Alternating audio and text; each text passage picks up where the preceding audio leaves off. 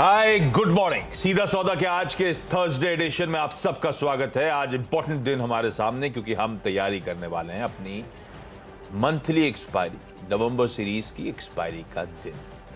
कल उससे पहले खासी वोलेटिलिटी के साथ कामकाज और फाइनली एक फ्लैटिश नोट पे भारतीय बाजार बंद होते हुए नजर आए थे। काफी वोलेटाइल सेशन था। दिन के हाई से जाते जाते एक अच्छा खासा करेक्शन। हमारा सेशन कल का बता रहा हूं, तो एसजेएक्स ने दिखा के निफ्टी दिखाएंगे तो समझ में आएगा वो प्रेशर कैसे माउंट हुआ था। खैर, आज के लिए क्यूज डॉक्टर साहब ने स्क्रीन पर रखी दिए। निफ्टी बैंक दिखा रहे हैं। निफ्टी बैंक तो रिकॉर्ड हाई छू रहा था। निफ्टी 50 ये देखिए एंड में जाते वो प्रेशर माउंट हुआ, फ्लैट क्लोज। और आज के लिए संकेत जो है वो स्क्रीन पर आएंगे। एसजेएक्स कह रहा है कि हल्के हरे निशान के साथ शुरुआत होगी। एशिया बेहतर कर रहा है, आधे % के आसपास के उछाल की तैयारी हो रही है। तो हम फिर से कल वो दायरे के अपर एंड के ब्रीच करा लेकिन टिक नहीं पाए, फिर वो दायरे में सिमटते हुए नजर आए थे। 18,100 से 300 या 18,000 से 18,300 ज्यादातर लोग मानते हो दायरा, कल भी उसी के अंदर सिमट गए थे। आज फिर उस दायरे के अपर बाउंड को चैलेंज करने की तैयारी कर रहे हैं। अगर हम वाकई 75 पॉइंट 80 पॉइंट मजबूती के साथ शुरुआत करेंगे, पर है एक्सपायरी का दिन, वॉच आउट करने की जरूरत कि वाकई 18,300 के ऊपर मीनिंगफुल अपटिक्स आते हैं या नहीं। लेकिन जो पिच है वो थोड़ी सी बेहतर है। अब बेहतर पिच है या बल्लेबाज अच्छे, यही बताएंगे भाई। जूम इन कर दीजिए कैमरा, दिखाइए पिच को। और नीरज जी क्यूज कैसे हैं भाई? फेड मिनट्स का ने कुछ जोश वोश भर दिया ऐसा कहा जा रहा है। फेड ने जोश भर दिया है और चाइना ने इसकी तरफ अच्छी खबर है। तो मुझे लगता है कि बाजार को खुश होना चाहिए, लेकिन कई बार आदमी पता नहीं क्यों नहीं खुश होता, इंटरनली उसका मूड क्यों खराब होता है पता नहीं। हालांकि मेरी टीम में आपको ऐसे ही दिखेंगे। लेकिन अगर फेड मिनट्स को आप ये मान लें कि ये सच है तो दिसंबर में 50 बेसिस पॉइंट हाइक की बात हो रही। 50-50 है ये। आधे लोग ऐसा मानते हैं और आधे लोग मानते हैं कि नहीं, अभी टाइटनिंग जारी रखनी चाहिए। तो बाजार ने उसी हिसाब से रिएक्ट किया, लेकिन चूंकि छुट्टी का सेशन था, बहुत थिन ट्रेड था, तो आप उसको कोई डायरेक्शनल कॉल नहीं ले सकते। बहुत मामूली सा आधा %, 1/4% की तेज़ी वहाँ पे बनती हुई दिखी है। तो इंटरेस्टिंग था कि जिससे सबसे ज़्यादा दिक्कत थी मार्केट को, वहाँ से अच्छी खबर आती हुई दिख रही है। तो एक बड़ा पॉजिटिव ये है। और दूसरा, क्रूड ऑयल का गिरना हमारे लिए बहुत पॉजिटिव है। रीज़न कोई भी हो, आगे क्या होगा देखा जाएगा, लेकिन आज तो कम से कम नीचे है। तो ये दोनों खबरें भारत के बाज़ार को चलाने के लिए काफ़ी है। लेकिन ये क्रूड तो कई दिनों से गिर रहा है। हमारा बाज़ार कई बार खुश नहीं होता इससे, क्योंकि उसके अलग इंटरनल रीजंस हैं। तो देखना पड़ेगा कि मार्केट कैसे रिएक्ट करता है। लेकिन ग्लोबल क्यूज़ के हिसाब से आप देखेंगे तो बहुत पॉजिटिव है। टीम में क्या इसी को बना लिया गया? नहीं, क्यूज जान नहीं रहा आजकल, खबरों पे काम नहीं करते क्यूज काम नहीं कर रहा। सही कर रहा आप।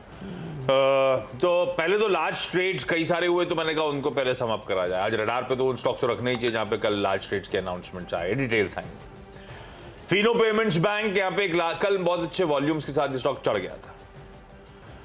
अब तक रिसेंट लिस्टेड स्टॉक्स की पिटाई हो रही थी, वहां उल्टा ये एकदम से खरीदारी हुई। कैप्री ग्लोबल होल्डिंग्स ने खरीदारी करी है, मीनिंगफुल चंक उठाया है। 13 लाख शेयर्स से ज्यादा 228 रुपए के भाव के आसपास उठाया गया है। इसीलिए आप वो हरकत में आते हुए देख रहे थे। और कैप्री ग्लोबल की पेरेंट एसोसिएशन जो है, कैप्री ग्लोबल कैपिटल, एक लिस्टेड एनबीएफसी है। तो एक लिस्टेड एनबीएफसी ने फिनो पेमेंट्स बैंक में, दरअसल उसके एक आर्म ने फिनो पेमेंट्स बैंक में 13 लाख प्लस शेयर्स उठाए। अब अटकलें तमाम लगेंगी कि स्ट्रैटेजिक कोई पार्टनरशिप अंडरवे है, नहीं है, क्या चल रहा है, क्यों उठाया गया है। मुझे लगता है आज भी ये स्टॉक इन ग्रीन शायद ट्रेड करता हुआ नजर आए। तो रखिए इसको फिनो पेमेंट्स बैंक को रडार पे। पर एक दिक्कत है, वो खुलते ही न्यूज पे रिएक्शन एकदम से खुलेगा और शायद तेजी आए, उसके बाद ऐसा ना सबड्यू ट्रेड देखने को मिले। तो आप जरा स्क्रीन पे वॉच आउट करिएगा फिनो पेमेंट्स को। दूसरा एक और लार्ज ट्रेड हुआ। अब ये लार्ज ट्रेड में मैं दोनों तरह के व्यू ले सकता था, लाल भी और हरा भी। मैं हरे के साथ जा रहा हूं। वो कंपनी है वोल्टैम्प ट्रांसफॉर्मर्स। इसमें नालंदा इंडिया फंड ने कल 4,20,000 शेयर्स बेचे। तो ये रेड होना चाहिए था। नालंदा इंडिया फंड इसीलिए क्योंकि वो नालंदा इंडिया फंड वैसे जाना जाता है लॉन्ग टर्म के लिए होल्ड करके, अपने जब समय आता है तो बुक करता है मुनाफा। मेरे लिए दिक्कत नहीं कि नालंदा इंडिया फंड का बहुत तगड़ा चंक है वोल्टैम्प ट्रांसफॉर्मर्स का। तो ये एबरेशन के तौर पे एक चंक निकला है या अब वो पूरी होल्डिंग निपटाई जाएगी, वो एक क्वेश्चन मार्क है। तो उस बात को ध्यान रखना है। लेकिन क्या हुआ, कल वो जो चंक बिका तो एक ओवरहैंग खत्म हुआ, बढ़िया तरीके से अब्सॉर्ब हुआ। निप्पॉन इंडिया म्यूचुअल फंड ने उस चंक का 3 लाख शेयर्स खरीद लिया उठा के बल्कि, और एक बढ़िया कंपनी है। तो मुझे लगता है शायद इन ग्रीन आज के, और क्यूज भी बेहतर दिख रहे थे आज, तो मैंने लगा इन ग्रीन लेके चलते हैं वोल्टाम ट्रांसफार्मर्स को। कंपनी पे ज्यादा बेट करते हैं और निपॉन के एंट्री पर। आइनॉक्स ग्रीन एनर्जी कल की लिस्टिंग को मैं रेड लेके चल रहा हूं, पर क्या है प्रेशर कल बहुत माउंट हुआ है, हो सकता है थोड़ा सा घूमे दिन के दौरान। पर कल हुआ क्या, जिन्होंने क्यूआईपी ने पैसा लगाया होगा, ज्यादातर पैसा निकालने की तैयारी में होड़ों में लगे हुए लोग नजर आए जैसे ही लिस्ट हुआ। क्या हुआ, एलारा इंडिया अपॉर्चुनिटीज फंड ने 22 लाख शेयर्स से ज्यादा कल बेच दिए। पोलस ग्लोबल फंड ने कल 53-54 लाख शेयर्स बेच दिए। नोमुरा सिंगापुर ने 14.5 लाख शेयर्स से ज्यादा कल बेच दिए। यस बैंक के पास भी कुछ चंक था, 23 लाख शेयर्स से ज्यादा का सब ने एग्जिट कराया कल आइनॉक्स ग्रीन एनर्जी से, कल की लिस्टिंग से। तो मतलब खुलते ही एग्जिट, और वो भाव भी नहीं मिला। तो आपने 65 पे लिया था, 60 पे सबके एग्जिट है। 60 मतलब किसी का 61 पे, किसी का 60 पे, किसी का 59 कुछ पे, या जो भी, सब ने नीचे के भाव पे सब भागे। लिया क्यों था? पता नहीं, उम्मीदें होंगी या फिर जो भी हो। आइनॉक्स ग्रीन अब मुझे रेड रख रहा हूँ। आज अगर किसी कारण से उछाल भी दिखा रहा हो तो आप जरा सा कॉशियस रहिएगा, बेसिकली ये कहने का तरीका। 3 लार्ज ट्रेड से उनको समाप्त करा। 3 आपने लार्ज ट्रेड पे। अच्छा, मैंने तो थोड़ा, चूंकि सारे खबरों वाले इधर चले जाते हैं, तो सुबह से मैंने सोचा क्रूड वाले ढूंढ लेते हैं। क्रूड में जो गिरावट आई ना, इसको मैं चेन्नई पेट्रोलियम और MRPL के थ्रू लेना चाहता हूँ, और इनको मैं ग्रीन में रख रहा हूँ। इनको देखिए, ये सिर्फ रिफाइनर हैं, इनका काम है क्रूड प्रोसेस करो, आगे बढ़ा दो, और वो जो है OMCs को फिर तय करना होता है कि वो किस भाव पे खरीदें, किस भाव पे बेचें। जब क्रूड बहुत बढ़ा था तो इन दोनों कंपनीज को ज़बरदस्त बम्पर मुनाफा हुआ था, खूब पैसा कमाया इन्होंने, स्टॉक डबल ट्रिपल क्वाड्रिंगल हो गए थे, और उसका कारण ये था कि इनके ऊपर असर नहीं आ रहा था, पास ऑन कर रहे थे OMCs को, और वो बेचारे सस्ते में बेच रहे थे। अभी क्या हुआ, क्रूड आ गया नरमी से, तो चूँकि सब्सिडरी है उन्हीं की, लेकिन इनके ऊपर कोई प्रेशर अभी भी नहीं है, तो इनको उस बात से फ़र्क नहीं पड़ रहा, फ़ायदा हो रहा है रादर, और वॉल्यूम जनरेट कर रहे हैं खूब सारा ये, तो उसकी वजह से मुझे लगता है कि इन दोनों ही कंपनीज़ को फ़ायदा यहाँ पे हो सकता है। लेकिन 4 बता देता हूँ मैं। तीसरा जो था ऑयल इंडिया और ONGC, इनको नुकसान है इसमें 2 रीज़न से। देखिए, एक तो ये कि सरकार ने विंडफॉल गेन टैक्स लगा रखा है, हटा नहीं रहे हैं वो पता नहीं कब हटाएंगे, 70 आ जाएगा तब हटाएंगे, और 70 कितने दिन तक बना रहेगा तब हटाएंगे, ये भी समस्या नहीं, वो बीच बीच में रिव्यू करते हैं। तो क्रूड का गिरना इनके रियलाइजेशन पर सीधा इम्पैक्ट डालता है। तो हमें लगता है कि ऑयल इंडिया और ONGC के लिए बुरी खबर है क्रूड का गिरना, लेकिन नज़र ये रखनी चाहिए कि क्या सरकार इस पर ऐसा कोई डिसीजन ले सकती है कि विंडफॉल गेन टैक्स ख़त्म ही कर दें जब आए गया 70-80 के आसपास, तो लेकिन फ़िलहाल के लिए इसमें नुकसान है। तो ये 4 क्रूड के प्ले हैं, 2 के लिए बहुत अच्छा है, 2 के लिए ख़राब है। अगला रेड रखा है। अब इसमें थोड़ा सेंटिमेंट ज़्यादा है, मुझे नहीं पता क्यों एक्चुअल रेजिग्नेशंस हुए, कौन, क्या पता कोई बढ़िया आदमी आ जाए, पर ब्रुक्स लेबोरेटरीज को रेड लेके चल रहा हूँ। कल अपडेट आया, पहले मैंने देखा कि भाई कोई चेयरमैन और एग्जीक्यूटिव डायरेक्टर साहब हैं, अतुल रांचाल साहब, उन्होंने रिजाइन कर दिया कंपनी से, और इमीडिएट इफेक्ट नवंबर 23 लास्ट डेट। कल अपडेट आया शाम को, और कल ही लास्ट डेट भी थी, 23 नवंबर इफेक्टिव हो चुका है, कल रात से इफेक्टिव हो चुका है। फिर अपडेट आया कि राजेश महाजन साहब जो MD है, उन्होंने भी रिजाइन कर दिया।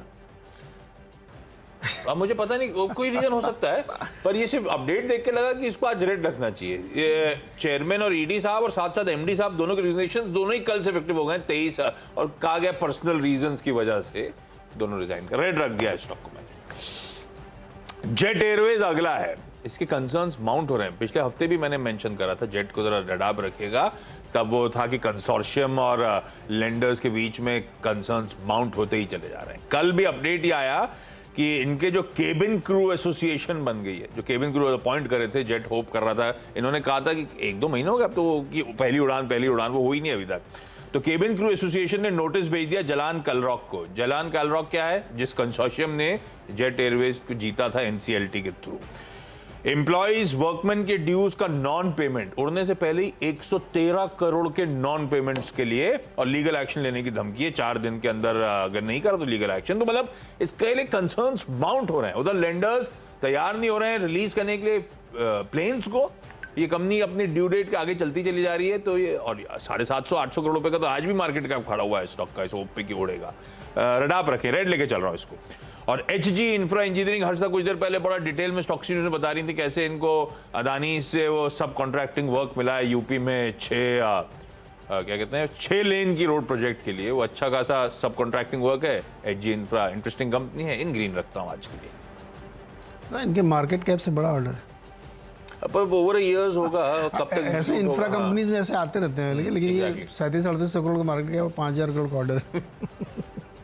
अच्छा, एक बहुत इंटरेस्टिंग बात आपने अगले में जेट में बहुत सारे लोग ये हमसे कंप्लेंट क्या मतलब उससे पूछ रहे थे क्या करूं मैं, जब ये बंद हुई थी तो उनके टिकट के पैसे वापस नहीं हुए थे। ये बहुत सारे लोग हैं ऐसे, उनको समझ नहीं आ रहा वो किससे बात करें, कंपनी से बात करें, बैंक से बात करें, ज्योतिरादित्य सिंधिया जी से बात करें, उनके पैसे रिफंड नहीं हुए आज तक। बैंक को नहीं मिले, किसी को नहीं मिले, इंसल्टिव जाना पड़ गया इसीलिए। अब तो और नए वाले तो ऑनर भी नहीं करेंगे उस कमिटमेंट को। जिसने टिकट बाय किया वो तो लेंडर भी नहीं है, इक्विटी होल्डर भी नहीं है, वो कौन है वो, उसको तो पैसे दो। ऐसे ही कोविड के टाइम पे मेरे भी 3 टिकट फंस गए थे, तो वो तो क्रेडिट नोट मिला होगा, वापस आना था कुछ नहीं। उसके बाद उन्होंने कहा था इतने समय के अंदर आप फिर से उड़ेंगे उसी सेक्टर पे तो आपका हो जाएगा। वो कोविड का लॉकडाउन चलते ही चला गया समय। अब उसके बाद फॉलो अप करूं, कैसे करूं, क्या करूं, अब मैं भी टाइम भी नहीं मिलता इतना चेज करने का एक्चुअली। तो ये खैर जेट के संदर्भ में बात थी, बहुत सारे लोग ये जेट की बात नहीं, वैसे एक डिफरेंट एयरलाइन, हाँ वो है मेरी बात। अच्छा, अगले 2 हमारे बाकी हैं, उसमें से एक है अल्फाजियो। ये भी ऑयल से रिलेटेड, लेकिन खबर दूसरी है। ये क्या कहते हैं, सीस्मिक सर्वे वगैरह करते हैं। इसमें खबर ये आ रही है, ANI ने छापी है कि ईडी ने इनके करीब 16-17 करोड़ के FD सीज कर दिए हैं। इनके ऊपर एक फेमा के उल्लंघन का मामला बना है, और उसकी तो फॉरेन एक्सचेंज मतलब इन्होंने कहीं विदेश में कुछ किया होगा, तो उसकी जांच चल रही। तो अब पता नहीं इसके आगे जांच में क्या होता है, लेकिन फिलहाल ये एक ओवरहैंग बन गया कंपनी के ऊपर, तो मुझे लगता है इससे दिक्कत हो सकती है, रेड में रखना चाहिए। एस्ट्रल पाइप वाली कंपनी है, इसको ग्रीन में रख सकते हैं क्योंकि क्रूड गिरा है और ये बहुत परेशान थे कि रेजिन प्राइसेस गिरे तो उससे नुकसान हुआ था, और क्रूड ऊपर था, अब क्रूड नीचे आ रहा है तो इनके लिए फ़ायदा है। तो हमें लगता है कि इसको ग्रीन में रखा जा सकता है। पाइप मतलब जितने भी क्रूड डेरिवेटिव्स यूज करने वाली कंपनी, पेंट वाली, पाइप वाली, केमिकल वाली, उन सब के लिए अच्छी खबर है। पाइप और एडिसिव में भी फायदा मिलेगा। तो ये तो पूरा क्रूड डेरिवेटिव्स पे चलते हैं, तो हो सकता है कि इनको अच्छा गेन हो जाए यहाँ पे। आगे एडिसिव मैं भी लेके आऊंगा, इसलिए मैंने मेंशन करा। अच्छा माहौल बना दिया। हाँ हो गए मेरे, चाप के 6 हो गए, मेरे 6 हो गए। ब्रेक ले लेते हैं, ब्रेक के उस पर लौटेंगे तो अगले 4 स्टॉक्स।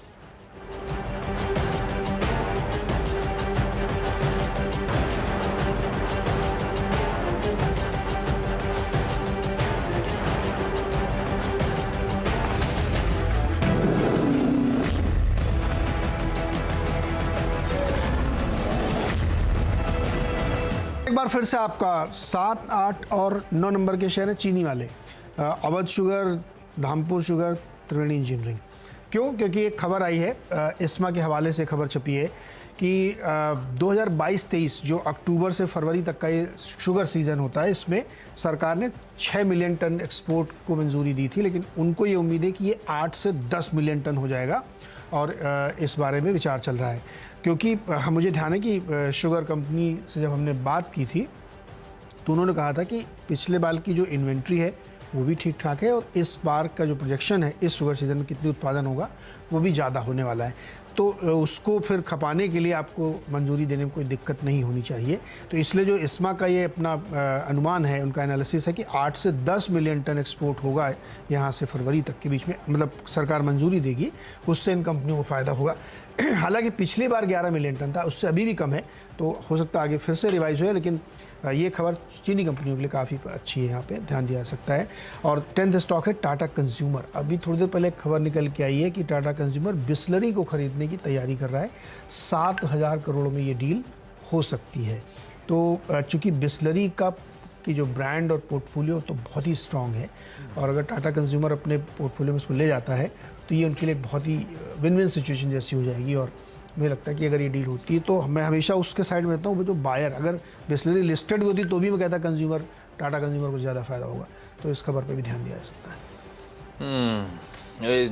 ब्रांड था गजब है, गजब। आज तो अब तो बदल गया है।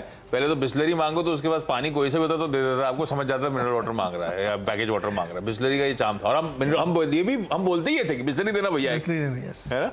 ये कहते ब्रांड, गजब ब्रांड क्रिएट किया। आखिरी के चार मैंने अब डिराइव्ड वाला मामला है, डायरेक्ट स्टॉक से न्यूज नहीं कहूंगा। थोड़ा से ग्लोबल क्यूज बेहतर, दो फंडामेंटली पसंदीदा कंपनीज HDFC बैंक और इन्फोसिस, इन दोनों को इन ग्रीन लेके चल रहा हूं आज के लिए। बैंक स्वीट स्पॉट में है, रिकॉर्ड हाईज जड़ रहे हैं। कल भी क्या तेजी, क्या मोमेंटम पकड़ा था बैंकिंग स्टॉक्स ने। HDFC बैंक रखते हैं रडार पे आज इन ग्रीन और इन्फोसिस। हालांकि IT कल वापस बैकफुट पे था, लार्जली मिला जुला रुझान वापस लौटता हुआ नजर आया था। कल से बैंक्स ड्राइव कर रहे थे, फाइनेंशियल्स ड्राइव कर रहे थे मोमेंटम को, पर मैं दोनों दिग्गजों को एक एक करके इन ग्रीन लेके चल रहा हूं बेहतर ग्लोबल क्यूज के बीच। क्रूड की चर्चा हुई, क्रूड की गजब का करेक्ट हुआ। कल 3:30 बजे जब इंडियन मार्केट्स बंद हुए, $89 पर बैरल पे था ब्रेंट। इस समय आज सुबह $85 पे ट्रेड हो रहा है, $4 करेक्ट होता हुआ। और ये अभी तो सिर्फ तैयारी हो रही है रशियन क्रूड के प्राइस कैप्स की। आज फिर से EU की मिनिस्टर्स की, एनर्जी मिनिस्टर्स की बैठक होनी है। इस बीच मुझे लगता है मन था ग्लोबली क्यूज अच्छे, तो बजाय रेड वाले क्रूड से मैं ग्रीन वाले क्रूड के इंपैक्ट वाले पे चला गया। डोमेस्टिक डिमांड जहां पे स्ट्रांग है और अगर रॉ मटेरियल प्राइसेस रिड्यूस हो रहे हैं तो स्वीट स्पॉट में कंपनी, ऐसे सेंटिमेंट्स प्ले होते हैं। तो एशियन पेंट्स पहला स्टॉक, ये खैर out performer, rank out performer है पेंटिंग स्टॉक्स में, पेंट स्टॉक्स में। किसी बर्जर से, किसी कंसाई से कंपेयर करेंगे तो वैसे ही बहुत से स्ट्रेंथ में नजर आएगा वीज अवी कंपैरिजन। एशियन पेंट्स इन ग्रीन। दूसरा जो जोड़ों की बात कर रहे थे हम लोग, तो पिडिलाइट मेरे पास है, पिडिलाइट इंडस्ट्रीज में इन ग्रीन लेके चल रहा हूँ। वही क्रूड का प्ले, वही सेंटिमेंट पॉजिटिव, इसीलिए। और दोनों फंडामेंटली बढ़िया कंपनी, एशियन और पिडिलाइट, इनको रखा रडार पे, इनको रख के जा रहा हूँ ग्रीन में। इस नोट पर आज के शो को खत्म कर रहा था, छोटा सा ब्रेक छोटा सा। ये जो 10-10 स्टॉक हाईलाइट हुए, इनका एक क्विक रैप अप ब्रेक। चलिए मुनाफे की तैयारी की ओर। बहुत ही महत्वपूर्ण दिन है आज, गुरुवार है आज, एक्सपायरी भी है, दुनिया भर के संकेत बहुत ही बढ़िया है और फेड के मिनट्स भी बहुत अच्छे आए, सब कुछ बहुत बढ़िया चल रहा है। तो मैं उम्मीद करता हूँ मूड बहुत अच्छा होगा। अनुज, कैसा मूड है आज? Neeraj ji good morning. देखिए 24 घंटे पहले हम यही बातें कर रहे थे कि सबको पता है कि मिनट्स में शायद क्या आएगा, लेकिन उसके बाद भी मार्केट एक बार तो रिएक्ट करेगा। तो वो अच्छा, एक चीज़ जो मैं हमेशा मार्केट में मानता हूँ कि जिस दिन सुबह आपको सब कुछ अच्छा लगे, उस दिन मार्केट में थोड़ा कॉशियस हो जाइए। वो मतलब बस ये कुछ अनरिटन यही बात हम लोग कर ही रहे थे, सब अच्छा अच्छा क्यों है? जब सब अच्छा लगे ना तो मतलब कुछ तो गड़बड़ है। तो ये खैर देखिए, आज एक्सपायरी का दिन है, ऑब्वियसली मंथली एक्सपायरी है। तो अच्छा, ऑफ लेट जो मंथली एक्सपायरीज हैं वो थोड़ी सी चेंज हो गई हैं। वो पहले वाले जो एक ट्रेंडिंग मूव्स आते थे वो आने अब थोड़े बंद हो गए हैं मार्केट्स में। और ये जो मिनट्स हैं एग्जैक्टली जो उम्मीद थी उसी पर आए थे। हम उस पर बात करेंगे, आगे चर्चा करेंगे ऑब्वियसली। सबसे इंपॉर्टेंट क्यू आज का वही है।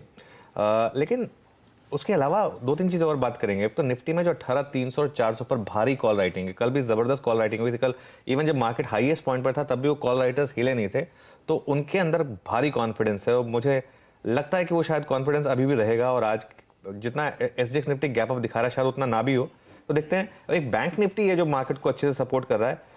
तो सिर्फ आज के लिए क्या मार्केट थोड़ा सा एक रिवर्सल दिखा देगा कि हर कोई बैंक निफ्टी कर रहा है, आज शायद निफ्टी चल जाए, बैंक निफ्टी ना चले, ऐसा पॉसिबल है, ये सब हो सकता है। तो वो सब पर चर्चा करेंगे। SGX निफ्टी देख लेते हैं एक बार। क्लियरली इंडिकेट कर रहा है कि एक 50-55 पॉइंट का गैप अप होगा। लेवल टू लेवल देखेंगे अगर आप, futures close to current levels of SGX Nifty. लेकिन वही जोन है जहां पर हम अटक रहे हैं। तो मेरे ख्याल से एक प्रॉफिट बुकिंग जोन होगा, लेकिन जो मार्केट का मैसेज होगा फिर हम उसको एक्सेप्ट करेंगे। बिल्कुल ठीक। तो खैर इन सब पे डिटेल में चर्चा कर लेंगे और जो फेड मिनट्स की बात छेड़ी दी है उस पर आगे बातचीत करेंगे। लेकिन शुरुआत कर रहा हूं मुनाफे की तैयारी की आज की टॉप हेडलाइंस के साथ।